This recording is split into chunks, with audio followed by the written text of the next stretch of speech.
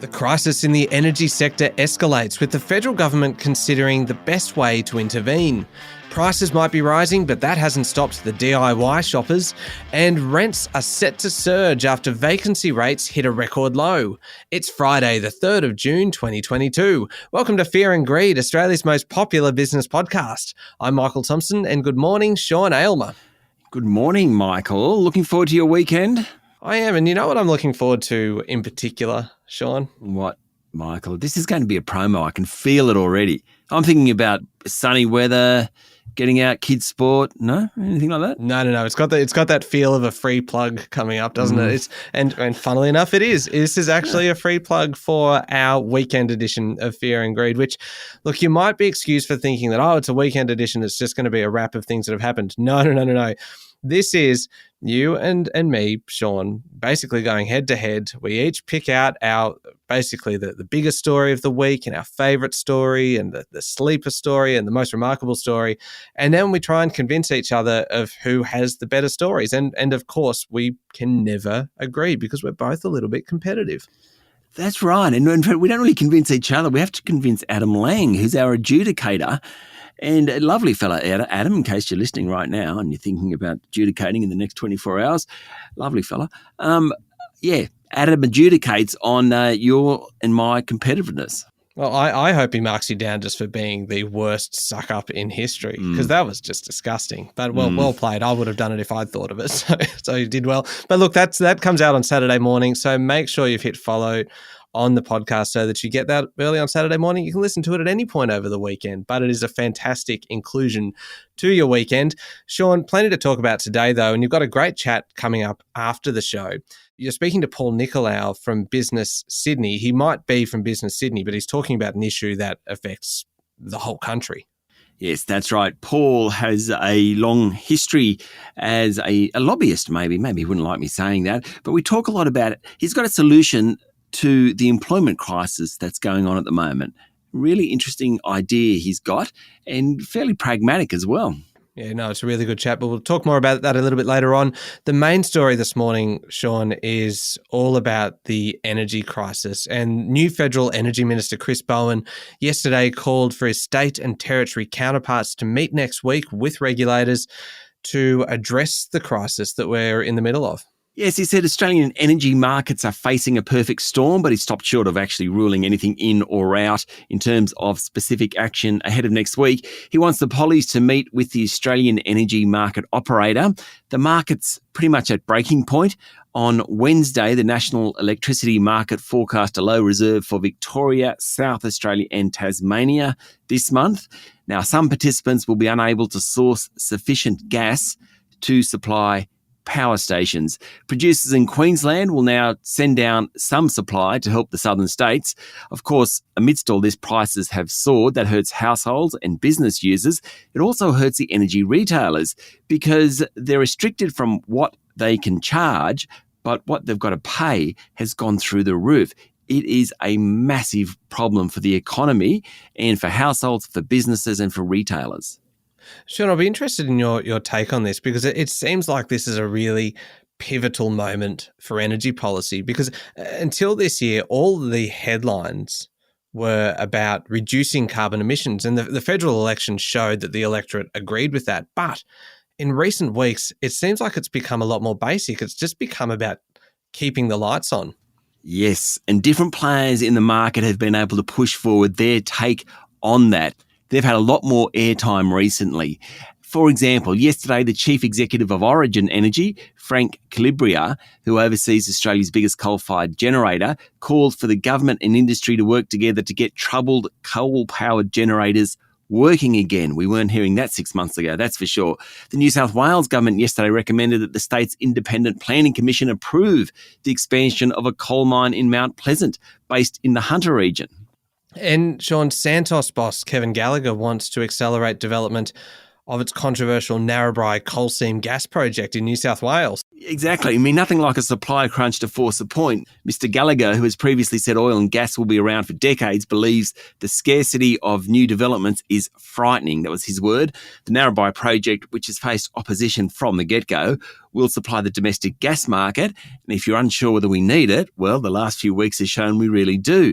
This current cold snap has triggered huge demands for gas and a major spike in prices. Mr. Gallagher said it reflects years of energy policy failure, and he wants to bring the Narrabri resource to market around 2026, possibly earlier if possible. I know he's talking his own book, but he has a point.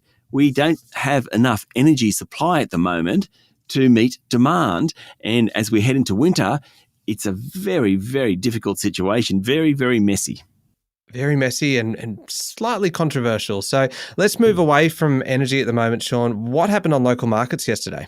The S&P ASX 200 closed down 0.8% to 7,176 points, having tumbled 1% earlier in the day before clawing back a bit of ground. The energy sector did well, thanks to Woodside. More of that shortly. The tech sector was sold off, as were healthcare stocks, telcos, financials. In fact, only 3 of the top 25 stocks gained ground yesterday: Woodside, Santos and South32. The banks all went backwards, with Macquarie Group off more than 2.5%, and Commonwealth Bank and ANZ both falling more than 1%. The miners were mixed. Woolworths, CSL, Rio Tinto and Goodman Group all dropped by at least 1.5%, while Telstra and Transurban both ended down 1% or more. Healthcare stocks were sold off. Some of the smaller players really got hit hard yesterday: Polynovo, Telix Pharmaceuticals, Nanosonics. And Michael, a quick update on the lithium stocks. Remember, yesterday morning I was saying that they had been sold off really hard on Wednesday. In fact, some of them fell by 20% or more. Yesterday was much, much better. It was mixed, shall we say. Some actually gained. IGO, for example, gained. Others, like Alchem, continued to slide. What was really interesting was that the incoming chief executive of Pilbara Minerals, which is one of the bigger lithium producers, a guy called Dale Henderson, he said it was a bold move to call the peak for battery metals, given ongoing strong demand for electric vehicles and the time it takes to bring on new supply. Of course, he was responding to a couple of broken notes from investment banks suggesting lithium stocks had peaked, his point being a little too early to call that one. And finally, Michael, in the bond market, yields have risen to 3-week highs, with a 3-year bond offering more than 3%. Why? Because traders reckon the Reserve Bank is almost a certainty to lift the official cash rate when it meets next Tuesday. Geez, there is plenty happening locally. What about global markets? Well, actually, Wall Street and European markets have been somewhat steadier in recent sessions, at least relative to recent months. But I tell you what's had a hard time of it: cryptos. Yesterday morning, Bitcoin tumbled nearly 7%. To be trading back under $30,000 a unit. The prospect of ongoing inflation is dragging on the digital unit. The Aussie dollar, Michael, is trading just under 72 US cents. All right, we'll be back in a moment with the rest of the day's business news.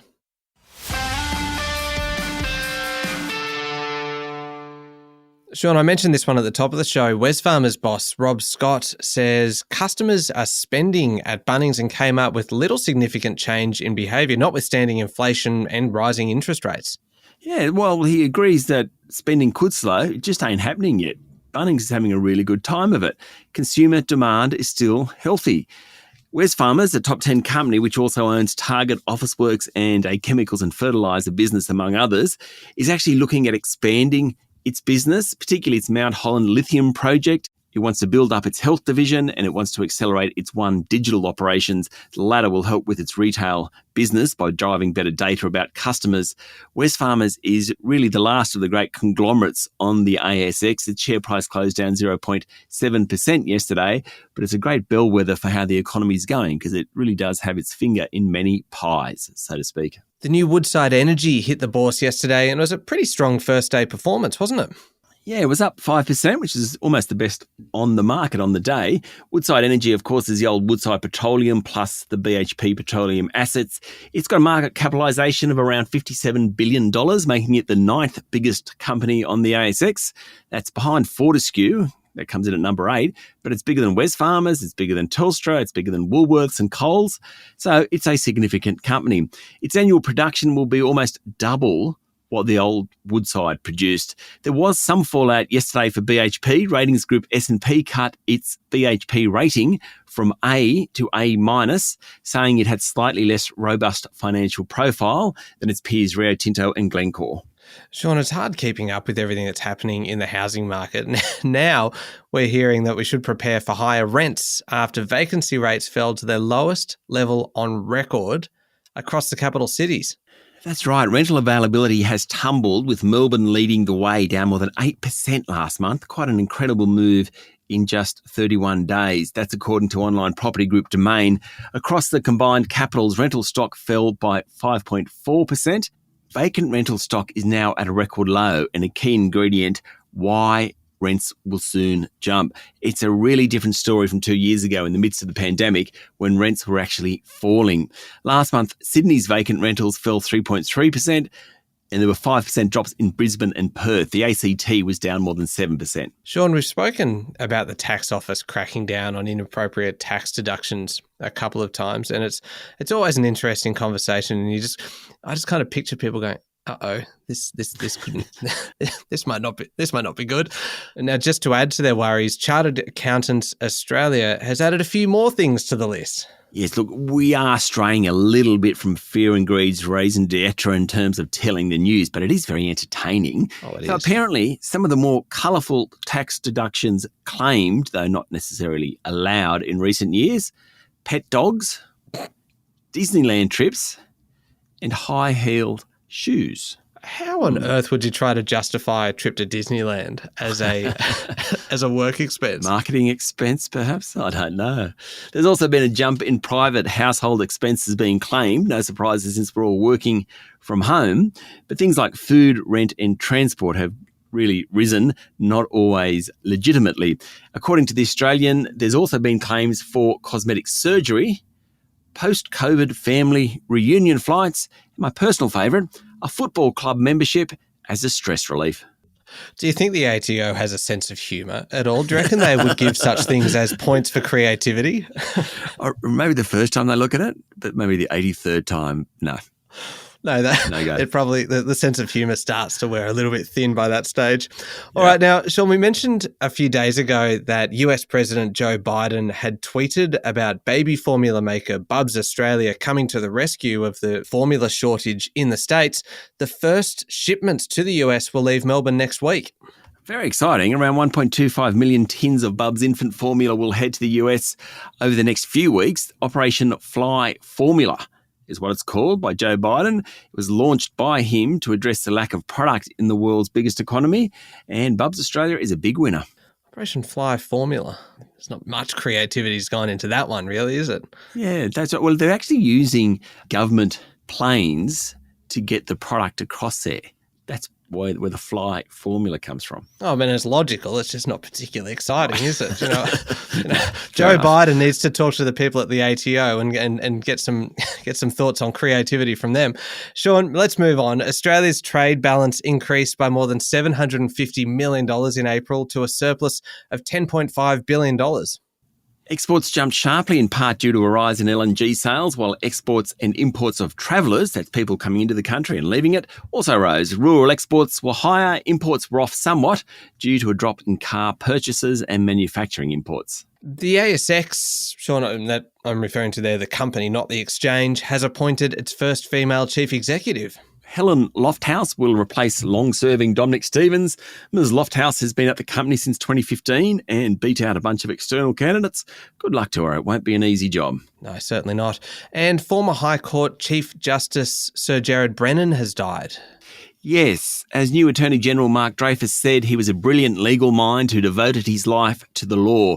So Jared wrote the lead judgment on the Mabo case, which recognised for the first time in Australian law that Aboriginal and Torres Strait Islander peoples had lived in the country for thousands of years, and their rights to the land, according to their own customs, not only predated but survived settlement and continue today. In a somewhat nice twist of fate, today is actually the 30th anniversary of that Mabo decision.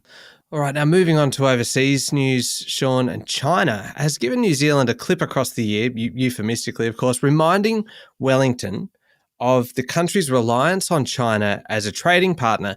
It comes after Prime Minister Jacinda Ardern met with US President Joe Biden on Wednesday. That's right. China said New Zealand has a clean, green brand, and that shouldn't be taken for granted. Beijing's ambassador to New Zealand said the country was open and friendly and the positive national branding was a valuable asset. Then he added, it shouldn't be squandered.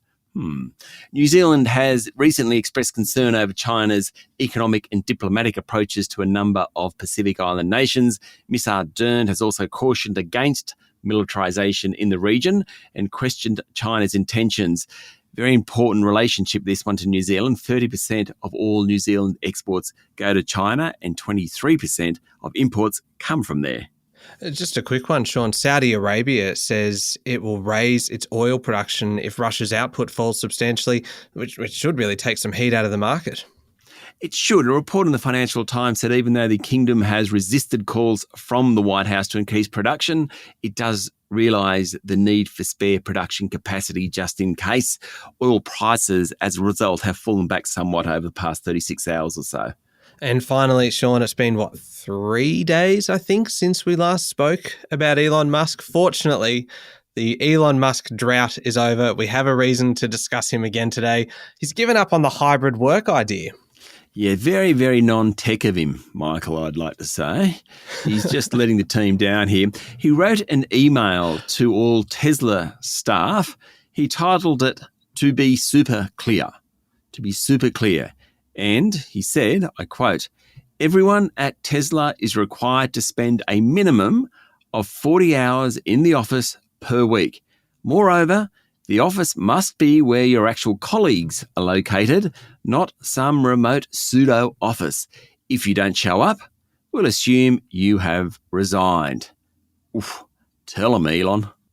Yeah, and the other line in the subject is, remote work is no longer acceptable. It's just so blunt, isn't it? It's just, and acceptable was misspelt. I'd just like to point out to Elon Musk. Yep. I didn't realise that. Pretty good. Maybe he should invest in a Grammarly subscription as well, just to check his emails. Anyway, up next, Sean, is the Fear and Greed daily interview, and today you're speaking with Paul Nicolau from Business Sydney. That's right. We mentioned at the top of the show, Paul has an innovative way of helping with the labour crisis going on at the moment, and it's all about incentivising older workers to go back into the workforce without necessarily losing their pensions. A really interesting idea and well worth a listen.